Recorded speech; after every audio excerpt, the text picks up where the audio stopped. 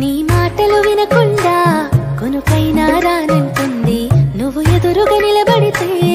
ఏదేదో అవుతుంది ఓ పలుకుల చిలకమ్మ నిన్ను కోరిన ఈ జన్మ మాట్లాడే సిరిబొమ్మ నా బతుకంతా నీకమ్మ